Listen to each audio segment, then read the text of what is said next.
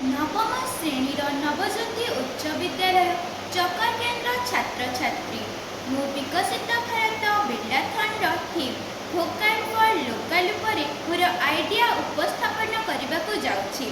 Single use plastic व्यवहार भोजी पूजा पर्वण वनभोजी तथा अन्य आयोजन बढ़ी चली। प्लास्टिक प्लेट कप गिना आदिर बहुल व्यवहार परिवेश पक्षे अहितकर। ଏହି ପ୍ଲାଷ୍ଟିକ୍ ଜିନିଷ ପରିବେଶ ପ୍ରଦୂଷଣ ସହିତ ଆମ ଶରୀର ଏବଂ ପଶୁପକ୍ଷୀମାନଙ୍କ ପକ୍ଷେ ହାନିକାରକ। ଏହି ପ୍ଲାଷ୍ଟିକ୍ ଗୁଡ଼ିକ ମାଟିରେ ସହଜରେ ମିଶେ ନାହିଁ ଏବଂ ପ୍ଲେଟ୍ରେ ଲାଗିଥିବା ଖାଦ୍ୟ ଖାଇବା ସହ ପ୍ଲାଷ୍ଟିକ୍ ପ୍ଲେଟ୍ ବି ଏମାନେ ଖାଇଯାଆନ୍ତି, ଯଦ୍ୱାରା ଅନେକ ଗୁରୁତର ସମସ୍ୟା ଦେଖାଯାଇପାରେ।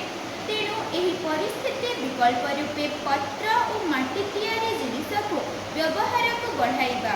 ପତ୍ର ଓ ମାଟି ତିଆରି ଜିନିଷ ବ୍ୟବହାର କରିବା ଅନେକ ଉପକାର ରହିଛି, ଯେପରି ଏହାଦ୍ୱାରା ପରିବେଶ ପ୍ରଦୂଷଣ ଯଥା ବାୟୁ ଜଳ ମୃତ୍ତିକା ପ୍ରଦୂଷଣକୁ ରୋକିହେବ।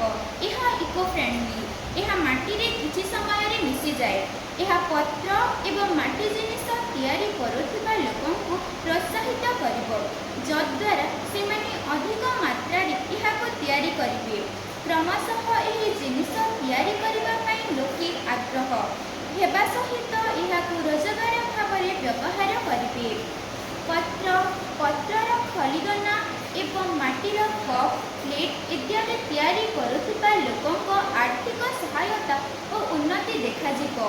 ଯଦିଓ ଆରମ୍ଭରେ କଞ୍ଚାମାଲ ନ ମିଳିବ, ଦକ୍ଷ ଲୋକଙ୍କ ଅଭାବ ଲୋକମାନେ ନ କିଣିବା ପରି ସମସ୍ୟା ଦେଖାଗଲେ ମଧ୍ୟ ଧୀରେ ଧୀରେ ଏହାର ସମାଧାନ ହୋଇଯିବ।